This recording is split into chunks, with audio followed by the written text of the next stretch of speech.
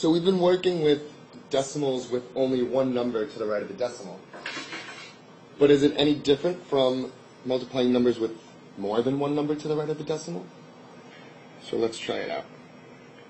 You have 2.65, or 2 and 65 hundredths, multiplied by 3 and 1/10. So as we do our multiplication here, 1 times 5, that's 5. 1 times 6 is 6. 1 times 2 is 2. 3 times 5 is 15. I'm going to put the 1 up there. 3 times 6, that is 18, plus 1, it's 19.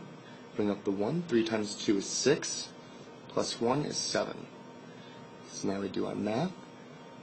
I'm going to add up these numbers. 5 and x, that's 5. 6 and 5, that's 11. Bring up the 1. 2 plus 9 is 11, plus 1 is 12. Bring over the 1. 7 plus 1, 8. So we have the numbers 8, 2, 1, 5.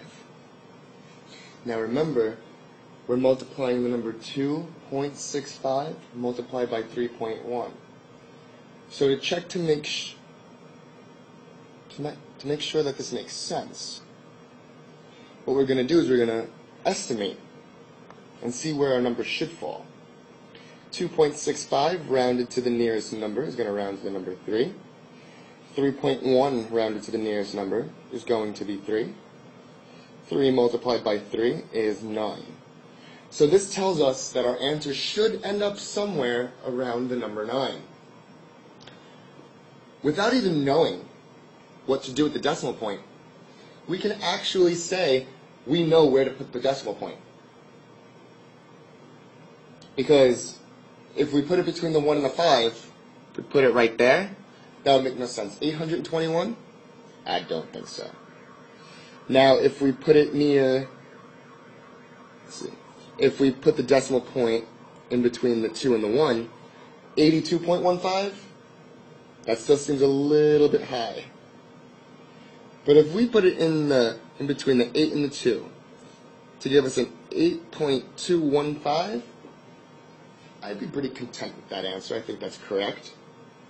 Now, if we do it mathematically and we figure out, okay, how many spaces are we supposed to move? Let's find out.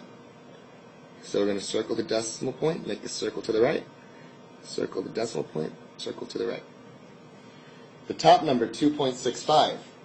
To the right of the decimal, we have the numbers 6 and 5. That's two numbers right there. The next number on the bottom, we have 3.1. The decimal, to the right, we have one number. Altogether, the top number, we have two numbers to the right. On the bottom number, we have one number to the right. That's a total of 3 numbers. So starting all the way from the right, remember how we always start from the right when we're dealing with decimals. Start from the right, and we're going to move 1, 2, 3. And as we see, we put the decimal in the correct place. 3 places from the right. So our answer going to be 8.215, or 8 and 215 thousandths. Remember, thousandths.